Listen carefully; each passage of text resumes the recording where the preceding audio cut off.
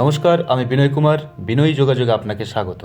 আজকে আমরা শিখব ভদ্রাসন বা গোরক্ষাসন, একটি গুরুত্বপূর্ণ আসন। আসনটি শুরুর পূর্বে প্রথমে পা জোড়াকে এভাবে সামনে মেলে ধরুন।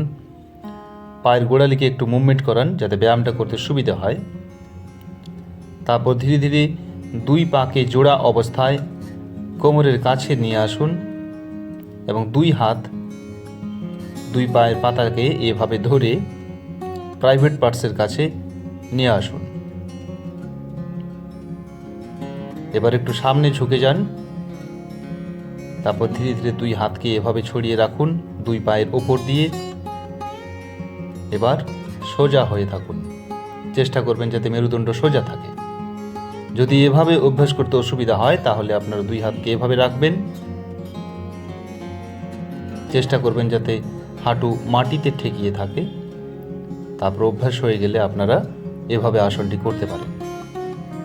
এসব মেরুদণ্ড সোজা থাকবে, ঘাড় সোজা থাকবে। এই আসন প্রথম সপ্তাহে 30 সেকেন্ড করে 8 বার, দ্বিতীয় সপ্তাহে 30 সেকেন্ড করে 6 বার এবং তৃতীয় সপ্তাহে 30 সেকেন্ড করে 4 বার অভ্যাস করবেন এবং শ্বাস প্রশ্বাস থাকবে স্বাভাবিক। এই আসনের অনেক উপকারিতা রয়েছে। এটি নিয়মিত অভ্যাস করলে স্বপ্নদোষ হয় না এবং বীর্য ধারণ সহজ হয়। আমাদের টেস্টিসের মধ্যে শুক্র তৈরি হয়ে শুক্রবাহী নালী দিয়ে লিঙ্গ মূলের দিকে যায়। অন্ডকোষ, গুহ্যদ্বার, শিবনী অর্থাৎ নাড়ি ও লিঙ্গমূলের চারপাশে বহু স্নায়ু এবং শিরা রয়েছে।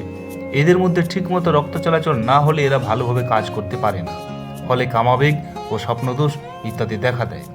ভদ্রাসন অভ্যাসে এদের চারদিকে স্নায়ু এবং শিরাগুলির মধ্যে প্রচুর রক্ত চলাচল হওয়ায় এরা সবল এবং কর্মক্ষম হয়, ফলে বীর্য ধারণ সম্ভব হয় এবং শীঘ্র পতন ও স্বপ্নদোষের হাত থেকে পরিত্রাণ পাওয়া যায়।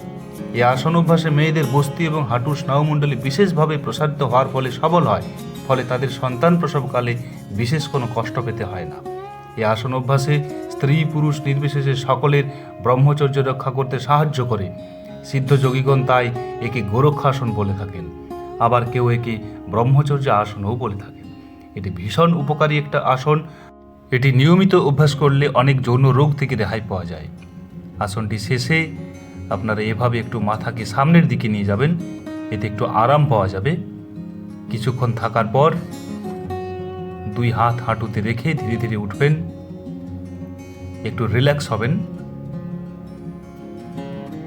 তারপর ধীরে ধীরে দুই পাকে জোড়া অবস্থায় সামনের দিকে নিয়ে যাবেন। পা জোড়াকে একটু মেলে রাখবেন, এতে অনেকটা আরাম পাওয়া যাবে। শ্বাস প্রশ্বাস কিন্তু স্বাভাবিক রাখবেন। তারপর ধীরে ধীরে পজিশন চেঞ্জ করে এভাবে শবাসনে উপবেশন করবেন। যে কোনো আসনের পর শবাসন করা খুবই জরুরি, একমাত্র শীর্ষাসন বাদ দিয়ে। আপনারা প্রতিবার ভদ্রাসনের পর অবশ্যই শবাসন করবেন। মোট 30 থেকে 40 সেকেন্ড অবধি শবাসনে থাকতে হবে এবং এ সময় হাত পাকে পুরো শিথিল করে দিতে হবে। কোনো রকম বল প্রয়োগ করা চলবে না, যেন স্রোতে ভেসে আছেন এরকম একটা অনুভূতি নিয়ে আসনটি করতে হবে। এই ছিল আজকের পরিবেশন। শবাসন সম্পূর্ণ হয়েছে। ভিডিওটি যদি ভালো লেগে থাকে তাহলে অবশ্যই একটা লাইক করবেন, কমেন্ট করবেন, শেয়ার করবেন।